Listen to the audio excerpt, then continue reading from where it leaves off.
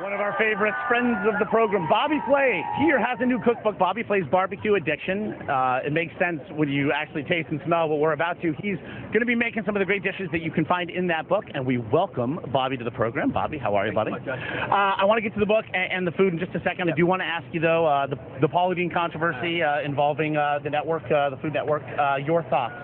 Well, it's a real unfortunate situation, but I'm not going to comment on it. I'm here to talk about some ribeyes, some Food Network star, and let's move on to summer barbecue. Speaking of, last night caught up 2 more episodes. They're all sitting on my DVR. Phenomenal show, but what I love about it is it's not just about the cooking. It is about finding a television star, so it's all about the presentation as well. How close to true real life is what we're seeing on every episode? Yeah, well, it's the 9th season, and so these finalists are really savvy because they get to watch the Food Network, and they're sort of students of what's going on. So even in a situation like this, where it's live television, and you have one anchor actually, interviewing you, and you have one eating, you have to be in control at all times. I'm sorry, there's 3 of them eating at this point, but you have to be in control at all times, and obviously you want to really let people know, what they should be eating out there. And of course, they have to cook. So let's cook. Let's do it. All right. First of all, what do we have here? This is a bone-in ribeye, and it smells unbelievable. I wish this was a scratch and sniff screen on the TV.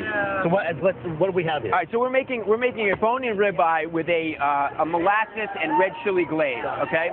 So we have some shallots here and some chicken stock. We're just gonna cook this for a little while, and then we have some. These are known as ancho chilies. Oh yeah. And now they're kind of like, they're not that spicy. They're actually it's kind of like a spicy raisin, a little fruity, a little bit of heat from them. I make a puree. Let's move down here. Alrighty. And then the chilies actually kind of thicken it up, and then we put some molasses in here and some brown sugar, and that creates this glaze. Okay. Now we get to the ribeye. Now I would say that a ribeye. Hi, Lara. Hello. I would say that a ribeye is probably like a chef's or a good cook's favorite cut of beef. Why? Because there's fat in it, and we need a little bit of flavor in there, and that actually creates it. And bone in. Yeah, well, bone in. It's sort of that cowboy steak. You know what I mean? I think that you're ready for a bone in ribeye. I'm in. I'm ready.